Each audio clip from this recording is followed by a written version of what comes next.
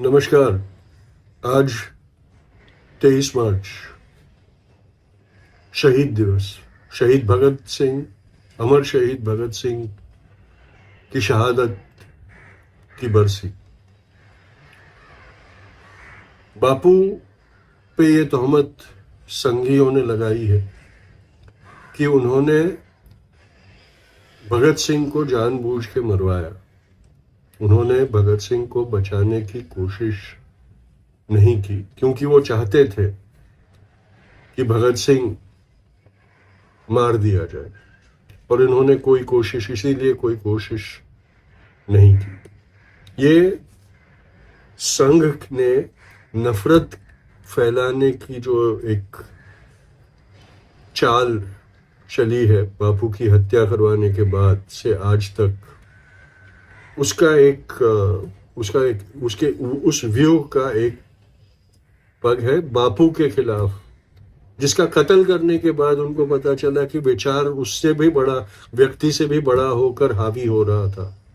तो उस विचार की कत्ल करने के लिए बापू के खिलाफ दुष्प्रचार का दौर ऐसा उन्होंने चलाया कि एक पूरी पीढ़ी बन जाए नए भारत में जो गांधी से नफरत करे, जिसके दिलों में गांधी के खिलाफ के दुष्प्रचार का विष इस कदर भर दिया जाए कि वो उस व्यक्ति से नफरत करने लगे और उस तरह से उस व्यक्ति की याद, जिसका खून संघियों ने करवाया, उसके विचार को भी नष्ट कर दे। और इसीलिए उन्होंने ये एक दुष्प्रचार चलाया कि गांधी चाहते तो भगत सिंह को बचा सकते, वो जानबूझ के उन्होंने उसको मरवाया क्योंकि वो चाहते नहीं थे कि उसको बचाए।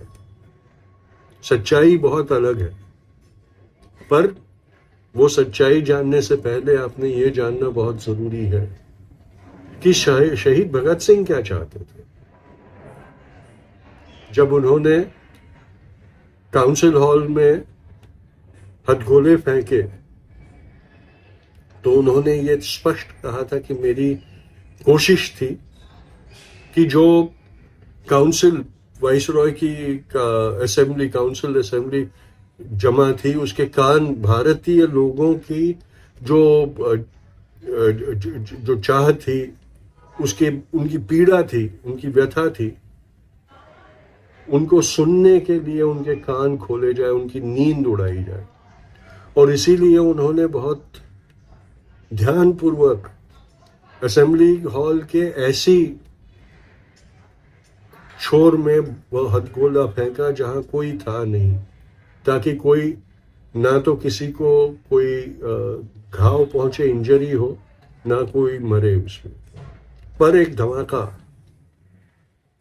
अंग्रेजी सल्तनत के कुंभकर्ण की नींद उड़ाने के लिए एक धमाका किया और उसमें वो बहुत कामयाब हुए।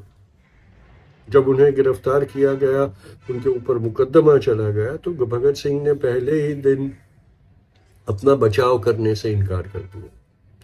उन्होंने कहा कि मैंने ये कदम उठाया, इस कदम के चलते मुझे जो कठोर से कठोर सजा हो सके वो सजा पाने के लिए मैंने ये कृत्य किया है। और मैं चाहता हूं कि अंग्रेज सल्तनत मुझे कड़ी से कड़ी सजा दे। अगर उसमें मेरी शहादत होती है तो मैं चाहता हूं कि मैं शहीद हो जाऊं और मेरी शहादत से मेरे देश के युवाओं में इस तरह से शहादत देने का जज्बा जगाऊं, ताकि वो क्रांति करके अंग्रेज हुकूमत को उखाड़ फेंके। और ऐसा कहते हुए भगत सिंह ने अपना बचाव तक करने से इनकार किया। जिस व्यक्ति ने अपना बचाव करने से इनकार किया, उसके विपरीत संघ का जो हीरो नथुराम गोडसे था, जिसे आज वो लोग शहीद बताना चाहते हैं, उसने अपने बचाव करने से कभी इनकार नहीं किया। उसने अंग्रेज सल्तनत की प्रिवी काउंसिल तक लंदन में अपील की थी कि मुझ पे रहम किया जाए, मुझे माफी दी जाए। आखिर माफी वीर का अनुयायी था वो। पर भगत सिंह क्रांतिकारी थे। वो चाहते थे कि वो शहीद हो और उनकी शहादत से देश के युवाओं को क्रांति करने के लिए प्रेरित वो करें, और इसीलिए उन्होंने अपनी कुर्बानी देना तय किया। उन्होंने जब फांसी की सजा हुई तब उनके माँ बाप ने जब मर्सी पिटिशन दाखिल करने की कोशिश की तो भगत सिंह ने मना कर दिया। ऐसा व्यक्ति, ऐसा शहीद, ऐसा पराक्रमी, ऐसा क्रांतिकारी, क्या बापू अगर उनको माफी दिलवा देते तो कबूल करते? मुझे नहीं लगता। सामने चल के अंग्रेजों को कहते कि गोली मारो मेरे सीने में, मेरी जान ले लो, मेरे लहू का एक एक कतरा एक एक शहीद पैदा करेगा। वो जज्बा था, वो पराक्रम था, वो धैर्य था, वो देश प्रेम था। आज के जैसे दम्भियों और फोटो अपॉर्चुनिटी वाले देश प्रेमी नहीं थे वो। पर संघ ने फिल्मों के माध्यम से इतिहास को तोड़ मरोड़ के लोगों को इस तरह से दिखाया कि शहीद भगत सिंह की जो फिल्में बनवाई गई उसमें बापू को इस तरह दिखाया गया कि इसने ही बापू शहीद भगत सिंह को मरवाया। वो नहीं चाहता था कि भगत सिंह को बचा सके, वरना उसके लिए तो सब कुछ भी नामुमकिन नहीं था। ये गलत प्रचार, दुष्प्रचार किया जाता है। इतिहास देखे तो भी पता चलेगा कि उसी वक्त जब Gandhi Irwin pact, Gandhi Irwin समझौते के लिए विचार विमर्श, मंत्रणा चल रही थी गांधी और वाइसरॉय इरविन के बीच में, तो उन मीटिंग्स के जो रिकॉर्ड्स है उसमें दर्ज है कि मौखिक रूप से भी हर अपॉइंटमेंट में बापू ने इरविन से ये इल्तिजा की थी कि क्रांतिकारियों के साथ इतनी कठोर सजा ना दी जाए। उन्होंने ये कहा था कि भगत सिंह और उसके साथियों ने आपका अपराध किया है तो उनको सजा जरूर दीजिए, लेकिन सजाए मौत एक ज्यादती हो। आप उनकी सजा कम करके उनको आजीवन कारावास देना चाहें दीजिए, लेकिन सजाए मौत बहुत कठोर। और उन्होंने ये कहा कि उसके परिवार को और मुल्क को उनकी जरूरत है। ये होनहार बच्चे हैं, देश प्रेमी हैं, और कल हमें इनकी जरूरत पड़ने वाली है। इन पर रहम किया गया। मौखिक स्वरूप में उनकी मंत्रणाओं के दरमियान बापू ने ये बात इरविन से कही, वो उन मीटिंग्स के रिकॉर्ड में दर्ज है। और कलेक्टेड वर्क्स में चिट्ठियां बापू और लॉर्ड इरविन के बीच में जो पत्र व्यवहार हुआ था, उस पत्र व्यवहार में भी ये दिखता है। बापू ने लिखा है, बार बार लिखा है कि जो मैंने आपसे याचना की थी उन बच्चों को साथ रियायत करने, रहम करने के लिए, उस पे जरूर आप कार्य करिएगा। लेकिन अंग्रेजों के बारे में ये आपने समझना बहुत जरूरी है कि अंग्रेजों ने उनके साथ हिंसा करने वाले क्रांतिकारियों के साथ पर कभी रहम नहीं दिखाया। हम भारत के लोग तो पर राष्ट्र के लोग थे, पराये वंश के लोग थे। उनके लिए उनके खुद के जो उनके भाई थे उनके ही वंश के थे। आयरलैंड के क्रांतिकारी, स्कॉटलैंड के क्रांतिकारी, जिन्होंने उनके खिलाफ हिंसात्मक लड़ाई की, उनको उन्होंने कभी बख्शा नहीं था।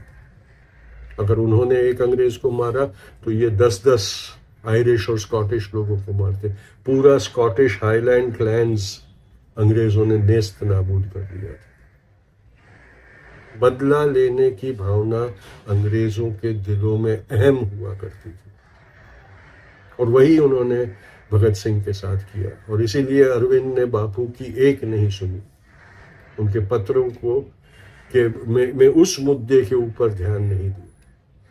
और बापू ने, क्योंकि तब तक जो बाकी गांधी अरविंद समझौता की शर्तें सारी मंजूर हो चुकी थी, मीटिंग्स के बाद, विचार विमर्श के बाद उनको सबको कंफर्म कर दिया गया।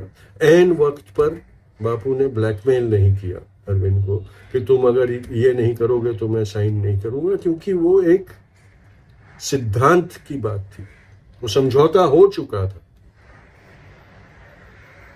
उसको रोक नहीं सकते। वही चीज बापू ने जब विभाजन हुआ तब विभाजन की शर्तों से मुकरने की कोशिश करने वाली भारतीय सरकार को भी वही चीज उन्होंने याद दिलाई थी कि तुमने जो बात कबूल की है उससे अगर तुम मुकर जाओगे तो वो विश्वासघात होगा, और उसके बाद तुम्हारे ऊपर किसी का एतबार, तुम्हारे शब्द पे किसी का एतबार नहीं होगा। वही बात 31 में अरविंद के साथ के समझौते के दरमियान भी बापू ने उसी सिद्धांत पे काम किया।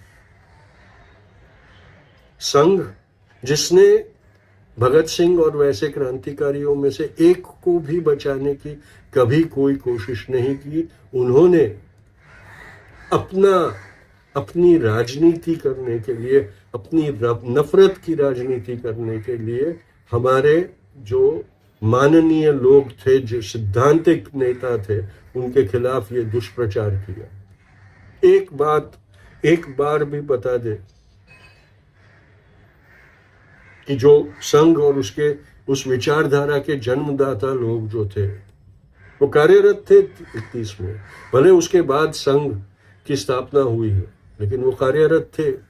उनमें से किसने किसी भी क्रांतिकारी को बचाने की कभी भी कोशिश की हो, अपने अंग्रेज माए बाप के खिलाफ जाकर ये कहा हो कि नहीं, इनको आपको छोड़ना होगा, इनके साथ ऐसा सख्त रवैया नहीं इख्तियार कर सकते, कभी नहीं किया है, मेरी चुनौती है, करके दिखाया। पर आज के दिन अमर शहीद भगत सिंह को लाल सलाम, इनकिलाब जिंदाबाद, जय हिंद।